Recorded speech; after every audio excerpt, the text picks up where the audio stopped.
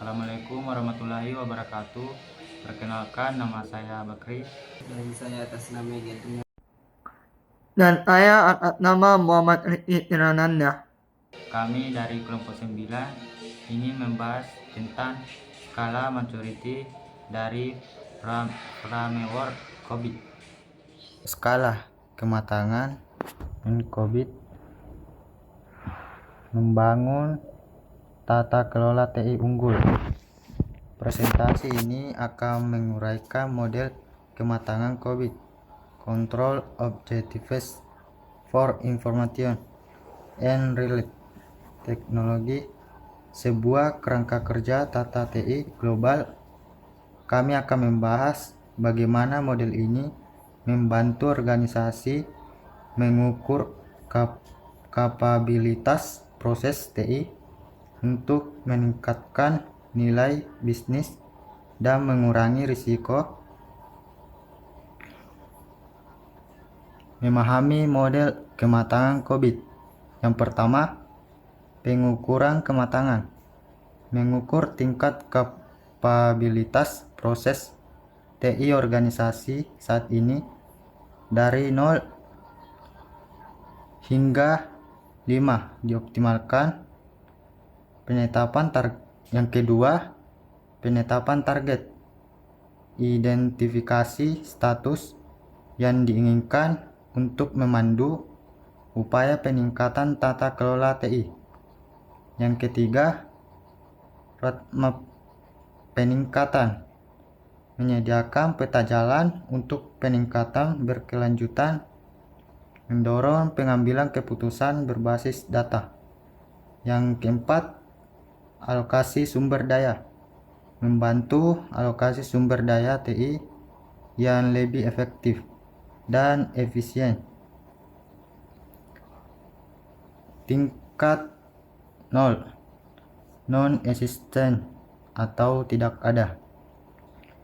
Pada tingkat ini, proses TI tidak dikenal atau bahkan tidak ada sama sekali.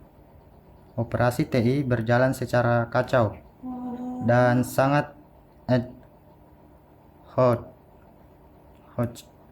seringkali bergantung pada individu tertentu. Contohnya, tidak ada prosedur formal untuk manajemen insiden TI. Setiap masalah ditangani secara reaktif berdasarkan inisiatif individu.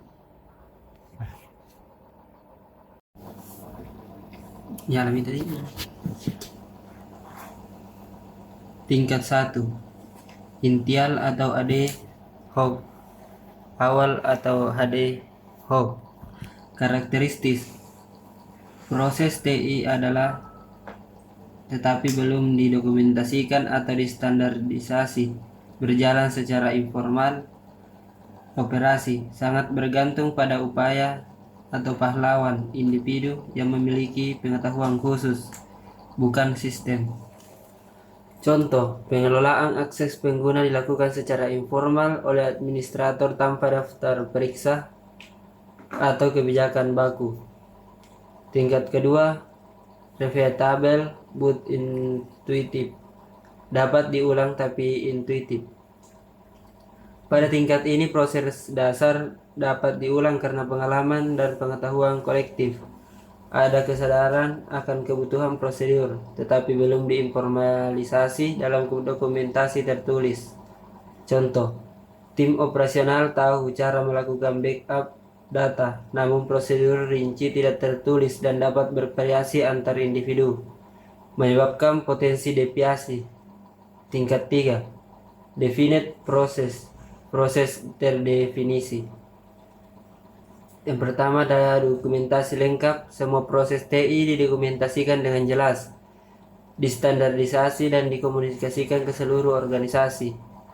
Yang kedua, pelatihan dan tanggung jawab. Pelatihan tersedia dan peran serta tanggung jawab setiap individu dalam proses TI sangat jelas. Ketiga, konsistensi hasil. Hasil proses konsisten dan dapat diprediksi karena adanya prosedur baku yang diikuti secara menyeluruh. Contoh, seluruh siklus hidup pengembangan sistem SDLC distandardisasi dan dokumentasikan dalam SOP yang jelas. Dan Sulaiman proses pada tingkat ini tidak hanya terdefinisi, tetapi juga dikelola dengan metrik kinerja yang jelas. Data dikumpulkan, dianalisis, dan digunakan untuk memantau kelanjutan, memastikan kontrol kuantitatif atas proses, memungkinkan identifikasi area perbaiki berkelanjutan. Contohnya, ketersediaan layanan TI di fase 24/7 dengan target setelah 99,9% menghasilkan laporan kinerja bulanan. 5. Optimisir atau disebut dioptimalkan. Peningkatan berkelanjutan proses TI terus-menerus ditingkatkan dan diinovasikan. 5.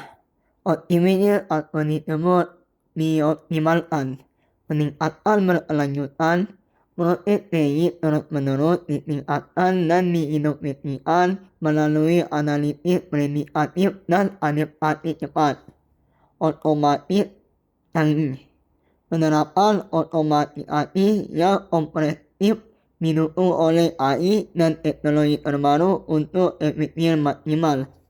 Keunggulan kompetitif organisasi mencapai kinerja kelas dunia dan keunggulan kompetitif beratas kelola TI yang proaktif dan inovatif. Contohnya, implementasi otomatisasi perlu untuk deployment dan perangkat lunak dan penggunaan AI untuk prediksi insiden keamanan TI.